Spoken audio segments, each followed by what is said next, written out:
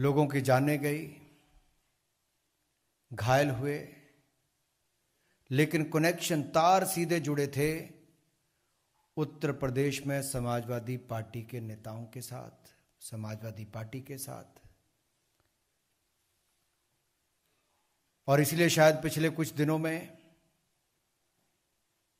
Court की judgement आने के बाद भी समाजवादी पार्टी के नेता चुप हैं। ये चुप्पी एक बार फिर आतंकियों के संरक्षण की ओर उंगली उठाती है समाजवादी पार्टी की ओर। 2008 के सीरियल ब्लास्ट में 56 लोगों की मृत्यु हुई, सैकड़ों घायल हुए। न्यायालय की हाल ही में आई जजमेंट का हम स्वागत करते हैं, भारतीय जनता पार्टी स्वागत करती है, जिसमें 49 लोगों के खिलाफ सजा सुनाई गई। 38 आतंकियों को फांसी की सजा, 11 को ताउम्र जेल में रहने के लिए सजा सुनाई गई। ये तब हो पाया जब गुजरात के मुख्यमंत्री नरेंद्र मोदी जी थे।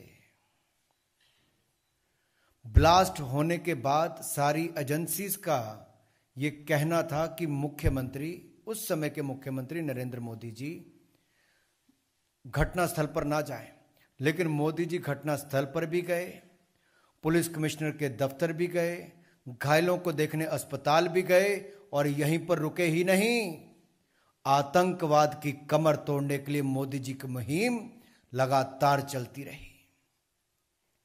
एसआईटी का गठन हुआ, मात्र 19 दिनों के अंदर आतंकवादियों के खिलाफ कार्रवाई की गई, पकड़ा गया, केस सॉल्व हुआ, और उसके लिए जो कुछ भी करना था, सबूत पहुंचाने तक, आतंकवादियों को पकड़ने तक, मोदी जी की सरकार ने उस समय भी काम किया। आज भी आतंकवाद को जड़ से मिटाने के लिए मोदी जी की सरकार वचनबद्ध है, प्रयासरत है।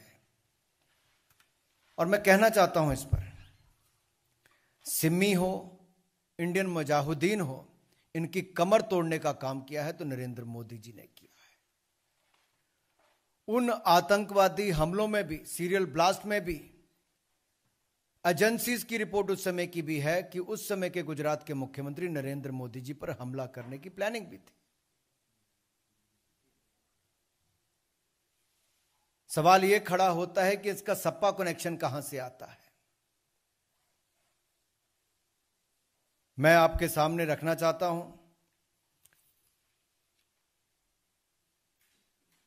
कि अहमदाबादी हमले के तार समाजवादी पार्टी से जुड़े हैं, और जिन 49 लोगों के खिलाफ ये बात आई है, उनमें से जो एक मास्टरमाइंड की मैं अगर बात करूं, ऐसे हैं मोहम्मद सैफ, पुत्र शाबाद अहमद, मिस्टर समाजवादी पार्टी नेता।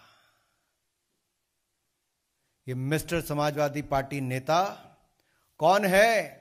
अखिलेश जी की बोलती इन पर बंद क्यों है?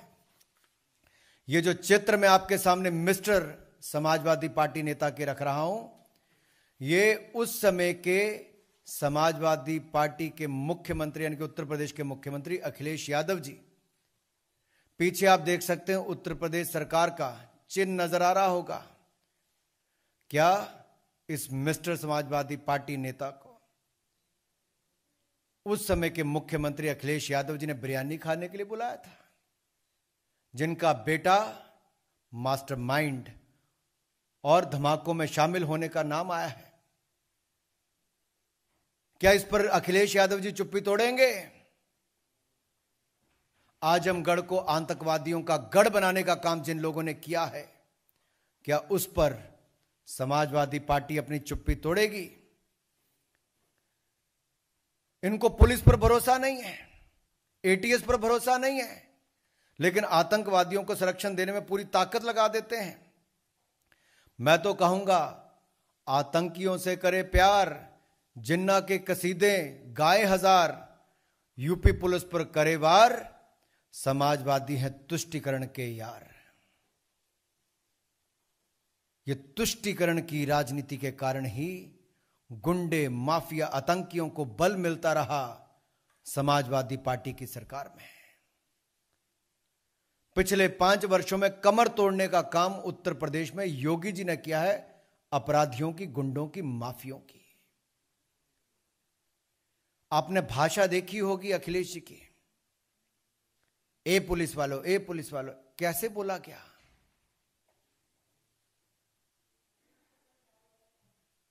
और एटीएस और पुलिस पर प्रश्न चिन्ह खड़े किए और उनकी जांच पर भी प्रश्न चिन्ह खड़ा करते हैं। मैं तो 2 बातें आपके सामने और रखना चाहता हूं कि अखिलेश ने ठाना है आतंकियों को बचाना है। ये कब ठान लिया था? 2012 के उत्तर प्रदेश के चुनाव से पहले समाजवादी पार्टी के मैनिफेस्टो में सीधे सीधे लिखा था। और सीधे जो लिखा था वो क्या लिखा था कि मुस्लिम युवाओं के खिलाफ आतंकवादी जो चार्जेस हैं आतंकवाद के, उसको वापस लेंगे। 2012 में समाजवादी पार्टी के मैनिफेस्टो में कहा गया। और 2013 में सत्ता में आने के बाद अखिलेश जी ने, लेकिन उससे पहले क्या कहा, मैं एक बार आपको पढ़ के बता दूं। 2012 के मैनिफेस्टो में समाजवादी पार्टी देश की पहली ऐसी पार्टी थी, कोई पॉलिटिकल पार्टी की, जिसने मैनिफेस्टो में वायदा किया था कि मुस्लिम युवाओं को टेरर चार्ज को छोड़ दिया जाएगा, वापस लेने की बात कही थी। और क्या कहा था कि जिन लोगों ने ये चार्जेस लगाए हैं ऐसे पुलिस वालों के खिलाफ सपा की सरकार कार्रवाई करेगी। यानी कि पुलिस वालों के खिलाफ कार्रवाई और आतंकवाद को बढ़ावा देने को छुट्टी देने की बात अखिलेश जी उस समय करते थे। और जैसे सत्ता में आए 2013 में चार्जेस ड्रॉप कर दिए, कोर्ट चले गए, जांच नहीं की अखिलेश जी की सरकार ने, सीधा कोर्ट में जाके चार्जेस ड्रॉप करने की बात कही। कोर्ट ने उसका संज्ञान लिया, कोर्ट ने संज्ञान लिया और क्या कहा कोर्ट ने कि आज आतंकियों को छोड़ दोगे तो क्या कल उनको पद्म भूषण दोगे।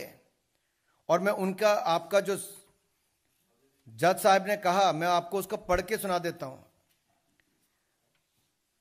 जो बेंच था जस्टिस आर के अग्रवाल जी का और जस्टिस RSR मौर्य जी का, I like to quote, I quote, today you are withdrawing cases against them, tomorrow will you give them Padma Bhushan, I unquote. ये उस समय के डबल बेंच ने कहा, जजेस ने कहा। ये अपने आप में अखिलेश यादव जी पर, समाजवादी पार्टी पर बड़ा प्रश्न चिन्ह खड़ा करता है। ये कौन लोग हैं जिन्होंने लखनऊ में, बनारस में, अयोध्या में, रामपुर में बम धमाके किए, उनके खिलाफ मुस्लिम युवकों के आतंकी जो चार्जेस हैं उनको वापस लेने की बात उस समय अखिलेश यादव जी ने कही और करने का काम भी किया। ये तो भला हो कोर्ट ने उसका संज्ञान लिया। ये यात्रा यही नहीं रुकती। मैं एक और, आज जब चुनाव आए तो अखिलेश जी कहते हैं हम अयोध्या में जमीन लेकर देंगे, बनारस में जमीन लेकर देंगे, 5 घर खरीद के देंगे। मुंह में राम, बगल में आतंकी, ये अखिलेश यादव जी की सोच है। तुष्टीकरण की राजनीति का एक और उदाहरण आपके सामने देखने को मिलता है। और ये तो जवानों की शहादत पर सवाल उठाते हैं, एटीएस और पुलिस पर सवाल उठाते हैं और आतंकियों को घर पर बिरयानी खाने बुलाते हैं, उनके समर्थकों को बुलाते हैं। मैंने फोटो भी आपको दिखाई, क्या हाल है। इसलिए तो मोदी जी कहते हैं लाल टोपी मतलब रेड अलर्ट। ये लाल टोपी रेड अलर्ट है, और इससे बड़ा अलर्ट उत्तर प्रदेश के लिए और क्या होगा। चुनाव के समय उत्तर प्रदेश की जनता को यह तय करना होगा और यह निर्णय भी करना है कि ये समाजवादी नहीं, समाज विरोधी हैं।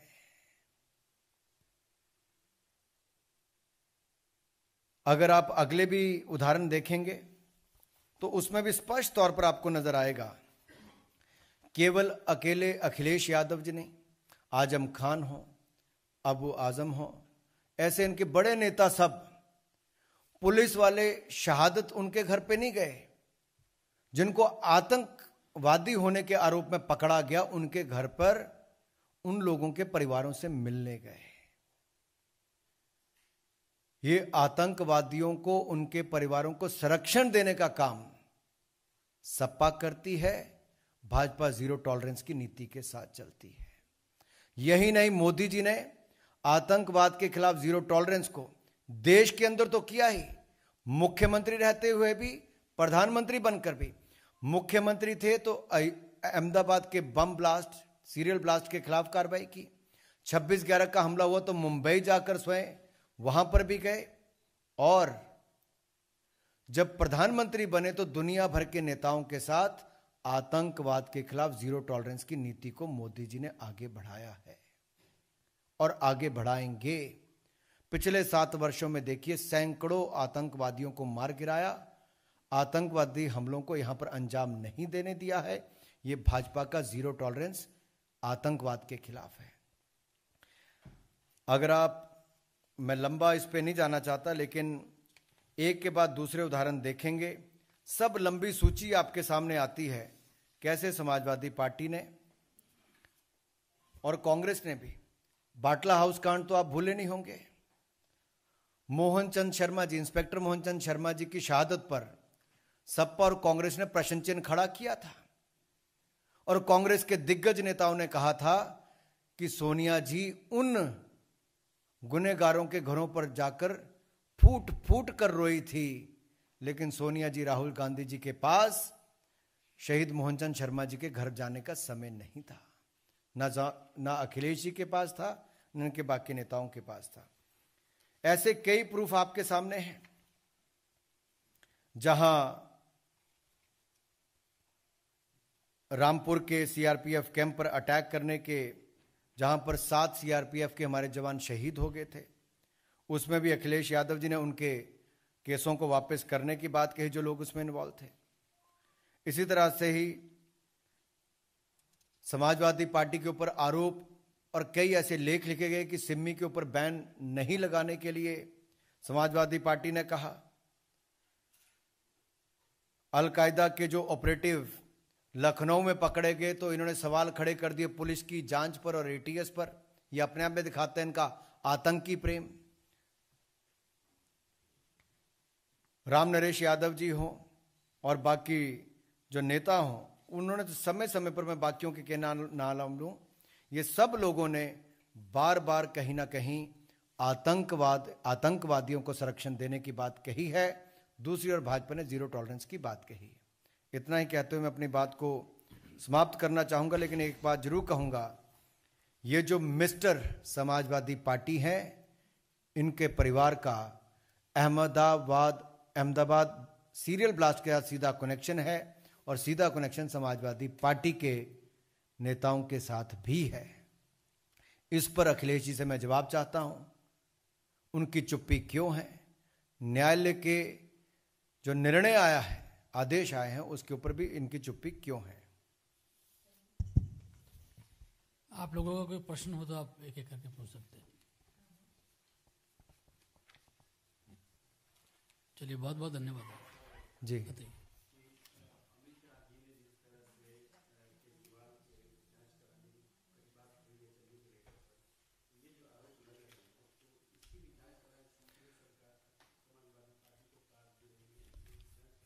देखिए, शायद तीसरी कड़ी में बोलना भूल गया था, आपने बताया है।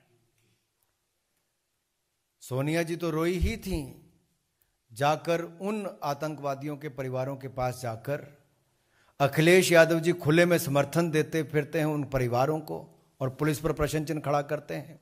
आपने अरविंद केजरीवाल जी की बात कही, इनको भी रात बिताने का टाइम कहीं और नहीं, खालिस्तान के समर्थकों के घरों पर जाकर मिला, और ये आरोप उनके ऊपर किसी और ने नहीं, उनके ही अपने फाउंडर मेंबर्स ने AAP के लगाए। AAP मतलब अरविंद एंटी पंजाब, उनके खिलाफ लगा है।